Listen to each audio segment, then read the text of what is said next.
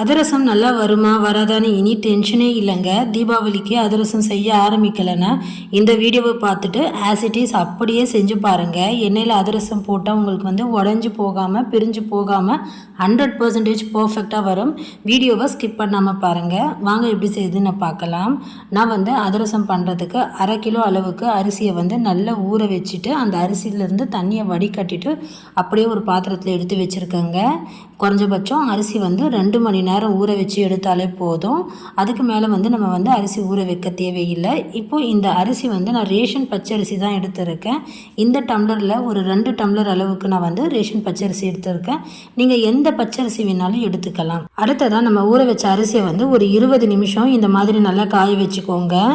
அதுக்கு மேலே நம்ம காய வைக்கக்கூடாது. அரிசி வர வரன்னு காஞ்சி போகக்கூடாது. ஒரு 20 நிமிஷம் ஈரப்பதம் இருக்கிற அளவுக்கு காய வச்சு எடுத்தால் போதும். இப்போ பார்த்தீங்கன்னா அரிசி இந்த அளவுக்கு காஞ்சி வந்தால் போதும். கையில் இந்த மாதிரி அழுத்தி நீங்கள் அரிசி எடுத்தீங்கன்னா கையில் ஒட்டணும். அந்த அளவுக்கு ஈரப்பதத்தில் அரிசியை உணர்த்தி எடுத்தால் போதுங்க. இப்போ நீங்கள் அதிகமாக செய்ய போகிறீங்கன்னா மில்லில் கொடுத்து நீங்கள் அரைச்சிக்கலாம். நம்ம 1/2 கிலோ அளவுக்கு தான் செய்ய போகிறோம். அதனால் நம்ம வீட்லேயே மிக்சி ஜார்லேயே ஒரு 2 பேட்சாக போட்டு அரைச்சி எடுத்துக்கலாம். இப்போது இந்த மாதிரி மிக்சி ஜாரில் நான் 2 பேட்சாக அரிசியை கொஞ்சமாக போட்டு அரைச்சி எடுத்துக்கிறேன். இப்போ ஃபஸ்ட்டு பேட்ச் நம்ம அரைச்சி எடுத்துட்டு ஒரு பாத்திரத்தில் மாற்றி எடுத்து வச்சுக்கலாம்.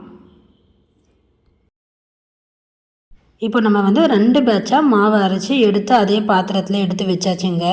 இப்போது மாவை இந்த மாதிரி நல்லா ப்ரெஸ் கொடுத்து அழுத்தி நல்ல ஈரப்பதம் போகாத அளவுக்கு மாவை இந்த மாதிரி ப்ரெஸ் பண்ணி கொடுத்துக்கோங்க. நம்ம பாவை எடுத்துட்டு பாகில் மாவு சேர்க்குற வரைக்கும் அதோட ஈரப்பதம் போகக்கூடாது. இந்த மாதிரி லைட்டாக அழுத்தி விட்டுட்டு நீங்கள் மூடி வச்சுடுங்க. அது வரைக்கும் நமக்கு அந்த ஈரப்பதம் போகாமல் இருக்கும். இப்போது அடுத்து நம்ம பாகு காய்ச்சறதுக்கு நல்ல ஒரு அடிகனமான பாத்திரம் எடுத்துக்கோங்க. இப்போது இனிப்புக்கு நம்ம எடுக்க வேண்டிய வெல்லம் அளவு நம்ம இந்த டம்ளரில் தான் அரிசி அளந்து எடுத்தோம்.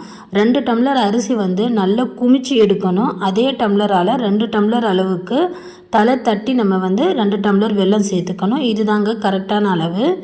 இப்போது அதே டம்ளரால் ஒரு 1/2 டம்ளர் அளவுக்கு தண்ணி ஊற்றிக்கோங்க. இப்போ பாகை செக் பண்ணுறதுக்கு இந்த மாதிரி ஒரு கிண்ணத்தில் தண்ணி ரெடியாக எடுத்து வச்சுக்கோங்க. இப்போ அடுப்பை ஆன் பண்ணிவிட்டு நல்லா வெல்லம் ஃபஸ்ட்டு நல்லா கரைச்சிக்கலாம். இதில் ஏதாவது தூசி மண் ஏதாவது இருக்கும். இப்போது வெல்லம் நல்லா கரைச்சதுக்கப்புறம் நம்ம இதை வடிகட்டிட்டு அதே பாத்திரத்தில் நான் மாற்றி சேர்த்துக்கிறேங்க. வடிகட்டினதுக்கப்புறம் மறுபடியும் கேஸை ஆன் பண்ணி நல்லா கொதிக்க வைங்க. இடையிடையே நம்ம செக் பண்ணிகிட்டே இருக்கணும். ரொம்ப நேரம் நம்ம வேக வச்சு பாகு முறிஞ்சு போச்சுன்னா நமக்கு அதிரசம் சரியாக வரவே வராதுங்க. இப்போ நம்ம ஃபஸ்ட்டு ஒரு டைம் இந்த மாதிரி செக் பண்ணிக்கலாம். இப்போ நமக்கு ஒரு 10 நிமிஷம் அளவுக்கு நல்லா வெந்து வந்திருக்கு. இப்போ தண்ணியில் போட்டு பார்த்திங்கன்னா அது எடுக்க வரணும். இப்போ பாருங்க சுத்தமாக எடுக்கவே வரலை. தண்ணியில் போட்டதும் கரைஞ்சி போகுது. இன்னமும் நல்லா கொதிக்க வைங்க. அடுப்பை மீடியம் ஃப்ளேம்லேயே வச்சு அப்படியே நீங்கள் வேக வைக்கணும். இப்போது செகண்ட் டைம் நம்ம போட்டு பார்க்கலாம். இப்போ எடுக்க வருது பாருங்கள். பாகு எடுத்து நல்லா உருட்ட வரணும். அதுதான் கரெக்டான பக்குவம். எடுக்க வருது ஆனால் உருட்ட வரல. அப்படியே நமக்கு கரைஞ்சி போயிடுது. திரும்ப நம்ம கொஞ்சம் நேரம் வேக வச்சு எடுத்தால் போதுங்க. நமக்கு பாகு கிடைச்சிடும். இதே மாதிரி அடுப்பை நம்ம மீடியம் ஃப்ளேம்லேயே வச்சு வேக வச்சுக்கலாம். இப்போ தேர்ட் டைம் நம்ம செக் பண்ணி பார்க்கலாங்க. இப்போ நம்ம பாகு ஊற்றினதுக்கப்புறம் பாருங்கள், இப்போது நல்லா கரையாமல் நமக்கு எடுக்க வருது. இந்த மாதிரி எடுத்து நமக்கு நல்லா தக்காளி பழம் போல் சாஃப்டாக உருட்ட வரணும். இந்த அளவுக்கு உருட்ட வரணும். கெட்டியாக ஆகக்கூடாது. நல்லா சாஃப்டாக இந்த அளவுக்கு உருட்ட வரணும். இதுதாங்க அதிரசத்துக்கு கரெக்டான பாகுப்பதம். இந்த மாதிரி நமக்கு கல் போல் ஆகாமல் சாஃப்டாக உருட்ட வருது பாருங்கள். இப்போது நம்ம பாகுப்பதம் நமக்கு கரெக்டாக வந்துடுச்சு. இப்போ ஒரு 2 சிட்டிகை அளவுக்கு உப்பு சேர்த்துக்கலாம். 1 ஸ்பூன் ஏலக்காய் தூள் கூட 1 ஸ்பூன் சுக்குத்தூள் சேர்த்துக்கிறேங்க. சுக்கு உங்ககிட்ட இல்லைன்னா நீங்கள் ஏலக்காய் தூள் மட்டும் சேர்த்துக்கலாம். கூட 1 ஸ்பூன் நெய் சேர்த்துட்டு நல்லா கலந்து விட்டுக்கோங்க. இப்போது நம்ம மாவு ஒரு பாதி அளவுக்கு சேர்த்துட்டு நம்ம கலந்ததுக்கப்புறம் மறுபடியும் மாவு சேர்த்து கலந்துக்கலாம். மொத்த மாவும் சேர்த்திங்கன்னா அப்படியே கட்டி பிடிக்க ஆரம்பிக்கும். பாதி மாவு சேர்த்துட்டு மறுபடியும் கலந்ததுக்கப்புறம் மறுபடியும் நீங்கள் இன்னும் பாதி மாவு சேர்த்து கலந்துக்கோங்க. அப்படி இல்லைன்னா உங்களுக்கு ஹெல்ப்புக்கு யாராவது இருக்காங்கன்னா அவங்களுக்கு மாவு போட சொல்லிவிட்டு நீங்கள் கலந்து கொடுக்கலாம். இப்போ வந்து நான் ஃபஸ்ட் டைம் வந்து மாவு போட்டு கலந்ததுக்கப்புறம் மறுபடியும் நான் மாவு சேர்த்துட்டு இந்த மாதிரி நல்லா கலந்துக்கிறேங்க. அடுப்பை வந்து நான் இன்னும் ஆஃப் பண்ணலை. அடுப்பை வந்து சிம்மில் வச்சுட்டு எல்லாத்தையும் ஒன்றா சேர்த்து இந்த மாதிரி நல்லா கலந்துக்கோங்க. ரொம்ப நேரம் வந்து நீங்கள் வந்து வேக வைக்க தேவையில்லை. இந்த அளவுக்கு நீங்கள் வந்து வேக வச்சு எடுத்தாலே போதும். இப்போது கேஸ் ஆஃப் பண்ணிவிட்டு இது நல்லா ஆற வைங்க. நல்லா ஆறுனதுக்கப்புறம் நீங்கள் வந்து ஒரு பாத்திரத்தில் மாற்றிக்கிறதாலும் நீங்கள் மாற்றிக்கலாம். நான் எப்போவுமே பாகு எடுத்த பாத்திரத்தை வந்து மாற்ற மாட்டேன். அப்படியே நான் வந்து இதை ஆறுனதுக்கப்புறம் மூடி வச்சுட்டு இதை அடுத்த நாளைக்கு தான் நான் வந்து அதிரசம் செய்ய ஆரம்பிப்பேன். இப்போ நம்ம மூடி வச்சுட்டு ஒரு 12 மணி நேரம் வந்து நம்ம நல்லா புளிக்க வச்சுக்கலாம். அதிரசம் நம்ம வந்து உடனே செய்கிறத விட அடுத்த நாள் செய்யும்போது ரொம்பவே சூப்பராக வரும். இப்போ பாருங்கள், அடுத்த நாள் வந்து நமக்கு வந்து சூப்பராக அதிரசத்துக்கு மாவு வந்து நல்லா இறுகி இந்த அளவுக்கு சாஃப்டாக இருக்குன்னு பாருங்கள். இப்போது இதை எடுத்துட்டு நம்ம வேறு ஒரு பாத்திரத்தில் மாற்றிக்கலாம். இப்போது இதை வந்து நம்ம நல்லா பிசைஞ்சு கொடுத்துக்கலாம்.